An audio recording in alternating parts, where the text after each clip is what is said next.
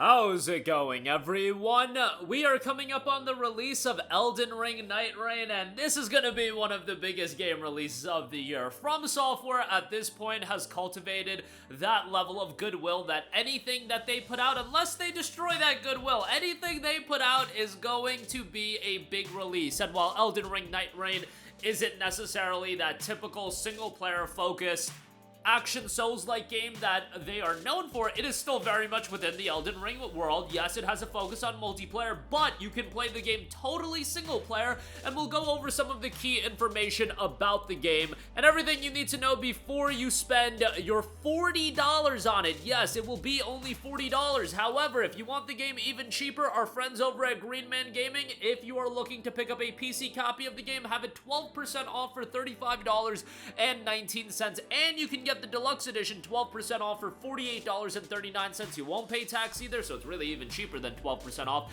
You'll get a Steam key, it'll redeem directly on there, and you'll be good to go. We'll go over all of the contents of the deluxe edition as well at the end of this video. We'll go over system requirements, all of that good stuff. Now, right off the bat, yes, Elden Ring Nightreign does have a multiplayer focus, but you should know that you can play the game totally offline, and you can play the game solo if you do want. The game was designed with multiplayer in mind, so if you have a group of 3 that you can jump into, that'd be great. If not, you can play it solo and you can still have a good time, and you can play the game completely offline.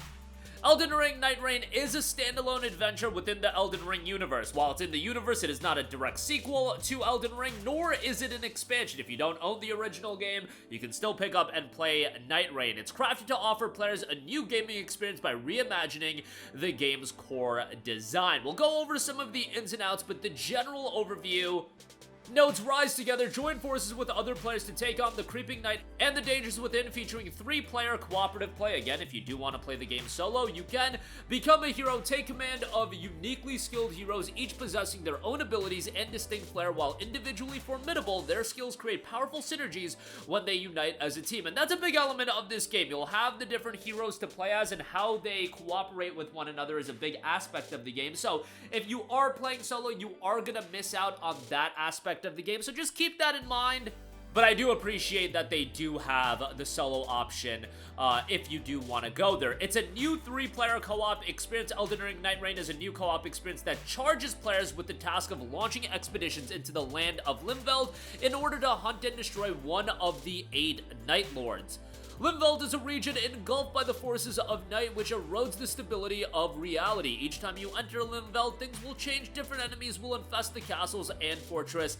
This leads to a level of replayability that'll keep you coming back. Camps and churches will be scattered in new locations. Unusual events can appear unexpectedly, and even the land itself may shift in dramatic ways that offer exciting and challenging opportunities to increase your power. You'll face these challenges as one of the 8 Nightfarers. Now, this is where the bulk and depth of the gameplay comes down to. They are the warriors drawn to the round table hold by fate or circumstance, who are now perhaps the last beings capable of stopping the advance of the Night Lords and saving Limveld from total destruction. We'll break down each one of them in a little bit. Each expedition takes place over the course of 3 days, culminating in a confrontation with a specific Night Lord on the final day. You'll start as a level 1 character, and you have to use the time before your final battle to find weapons, tools, and the resources to level up your character, thus making the battle a little bit more manageable. Win or lose, at the end of each expedition, you'll receive relics that can be used to give your Nightfarer certain augmentations, such as increased starting stats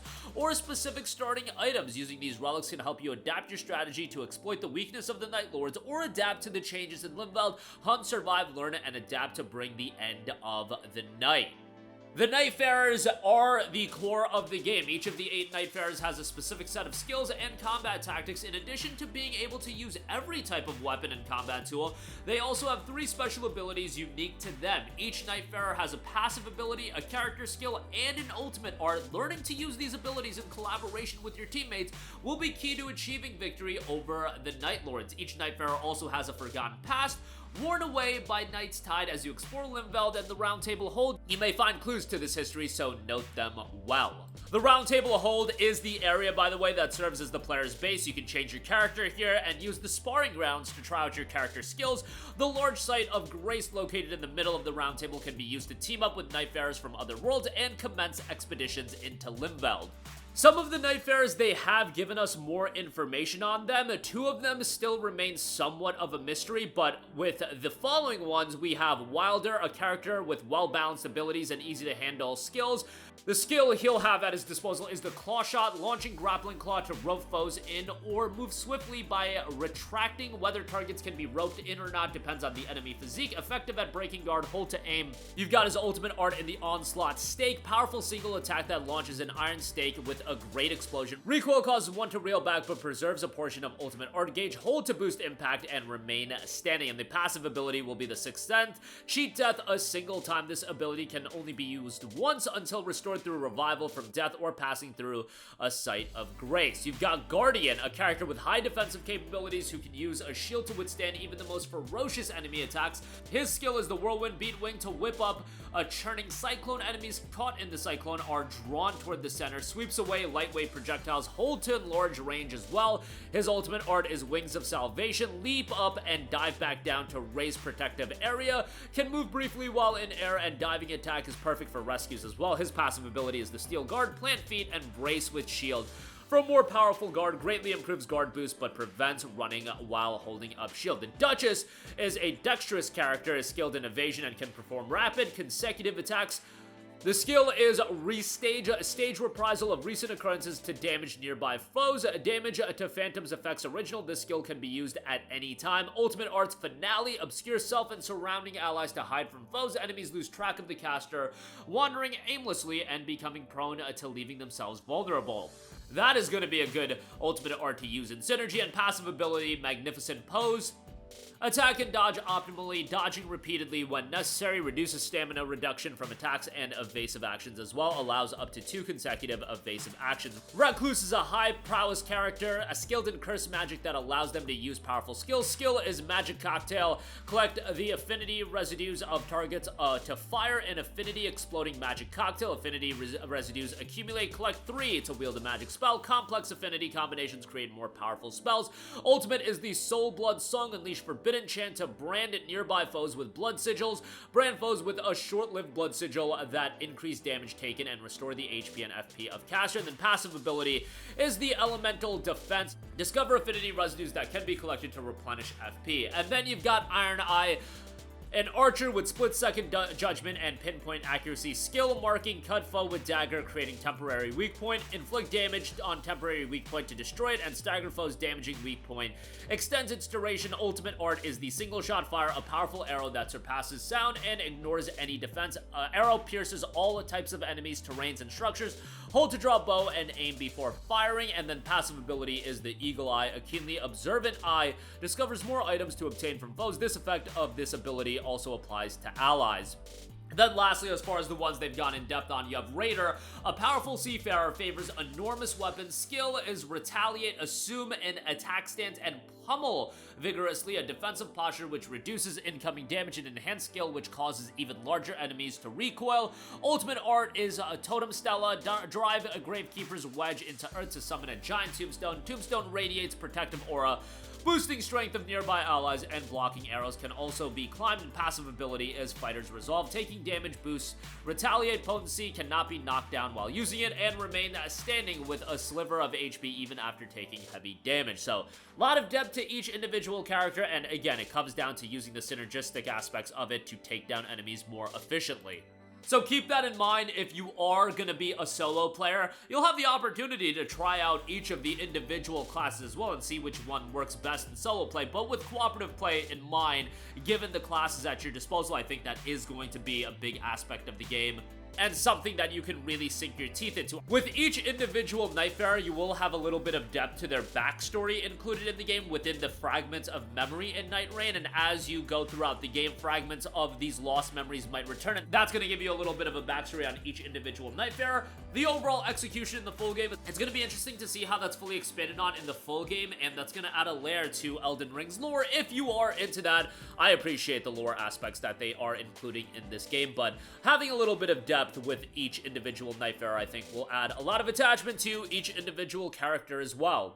Now, as far as the gameplay goes, while it is going to be built around the Nightfarers, you are going to have a lot of exploration as well. When entering Limveld, your character starts at level 1. You'll defeat the nearby enemies when you go in to collect runes and find sites of grace to level up. While it is an open world, similar to the Limgrave area in Elden Ring, with a limited amount of time in each day, you have to make quick decisions about where to go in order to maximize their preparation by finding loot, defeating lesser enemies, and using sites of grace to level up and enhance their character. Conquer enemy strongholds to obtain equipment, items, and runes. But remember, while doing all of this, you are going to have that clock to think about that you do have a limited amount of time. Throughout, you'll challenge and defeat formidable foes for powerful weapon and skills, increase your number of flaccid churches, and enhance equipment by obtaining smithing stones in tunnels as well. Finding the next destination. If you're unsure where to go, you can open the map, read about the attributes and locations of various camps, find safe areas unaffected by Night's Tide, and learn more about the region to find your next objective. Character enhancements, collect runes and level up or enhance equipment and items to strengthen your character. Select your priorities to build a powerful player character as well. Collect weapons and items throughout. Find weapons and items in treasure chests, wooden crates, and by defeating enemies. Items have different levels of rarity. Higher rarity equipment offers more powerful stats and abilities, and item drops are shared among all players. You can share items and weapons that you are no longer using with other players. Utilizing equipment with various effects. Passive effects range from simple stat boosts to more unique effects that allow you to trigger magic when performing specific actions. Collect weapons with various effects to strengthen your character and unlock new possibilities. And you'll have special rewards that unlock the dormant power. Defeating powerful enemies or groups of foes with names will drop a unique reward calling Dormant Power. All players can choose one weapon or special effect from a selection of rewards and claim it from the Dormant Powers. Choose the rewards you want to earn according to your character's strengths and desired builds, and character customization options with relics will be available as well. By equipping the relics obtained when returning from a mission on your character, you can gain the powers embedded in the relics whenever you set out on your next expedition. Relics come with 3 random effects, and each character can equip up to 3 relics on their designated vessels. Some relics have effects that work in any situation, while others are specific to certain characters or abilities. Depending on the player's customization choices, even the same character can be used in various playstyles. Relics can be equipped from the Relic Right menu at the round table. The power of the relics takes effects at the beginning of the expedition and will not be consumed after returning from lands between, so collect as many relics as you can to prepare for your next expedition. And of course, you'll have a variety of skills you can utilize when in battle. They can be used when the skill gauge is full and can be reused after a short cooldown. Explore synergies between the characters to take advantage of your enemies. And you'll have ultimate arts as well. The character unleashes the most powerful move. This ability holds the power to drastically change the tide of battle, but has a long cooldown period, so be sure to activate it at the right moment. And then you have near death and rescue. If you run out of HP, your character will enter a near death state and die after a certain period of time. You can revive a player who is in this near-death state by attacking them. Repeatedly dropping into the near-death state will also increase the death gauge, making subsequent rescues more difficult. This gauge can be reset by reaching a site of grace. Evaluate the battlefield to find efficient ways to use skills, arts, and other abilities to rescue your allies when they are near death. And boss battles. When night falls over Limveld, a powerful boss will emerge to attack you. Defeat this powerful foe to end the night and start a new day. Completing your first expedition may be a challenge, but do your best to accumulate experience during the day and defeat the boss, and after overcoming the second night, the doors leading to the Night Lord will open. That is the general gameplay structuring of the game, but obviously there's going to be a lot of secrets and mysteries throughout, and how everybody's experience with the game unfolds differently, how people figure out different synergies against different bosses. That's going to be a core component of the game, and we'll see how all that goes down when the game does officially drop. Lastly, I do want to go over the system requirements, and then we'll go over each individual edition as well. System requirements is going to be a fairly easy game to run. I mean, if you played Elden Ring, you'll be able to run this fairly easily. Minimum requirements: Intel Core i5 10600, a Ryzen 5 5500, 12 gigabytes of RAM minimum, GeForce GTX 1060 or RX 580. Those are archaic GPUs at this stage of the game. Recommended: Intel Core i5 11500, Ryzen 5 5600, 16 gigabytes of RAM, and a GTX 1070 and an RX Vega 56. It notes 30 gigabytes of storage space required. Remember that this is a game at the level of Elden Ring from a visual standpoint. It's not going to be a behemoth to run. With the additions, the base game will be $39.99, and that'll include the pre-order bonus, the bonus gesture. This is a gesture that can be used in-game. You can also obtain that item later in the game by just playing it. The deluxe edition will be $54.99. That'll include the base game, additional DLC, and an additional playable characters and bosses, digital art book, and mini soundtrack as well. Additional DLC is noted to be available by Q4 of 2025, so hopefully we'll get more insight on that down the line. But that is gonna do it for me. I think Elden Ring Nightreign is going to do very well for a wide variety of reasons. First of all, it's Elden Ring, one of the biggest video games of the last few decades, and honestly, one of the biggest video games of all time. And then on top of that, guys, I think that $39.99 price point is going to be enticing to a lot of people, and you're talking about being able to get the PC version even cheaper over at Green Man Gaming. Link to that in the description box below. If you buy it there, you also support the channel, so that's much appreciated. That'll do it for me. Let me know all of your thoughts in the comments section down below. Sound off there. Thank you for watching, and goodbye. Hey guys, we hope you enjoyed the video, and if you did, make sure to hit the subscribe button, and if you're already subscribed, do us a favor and hit the bell icon. This way you'll be notified whenever we post a new video. That's the best way to keep up with all of our uploads, and we usually try to upload 2 videos a day. And with the bell icon hit, you'll be notified whenever we do upload a video. As always, thanks for watching.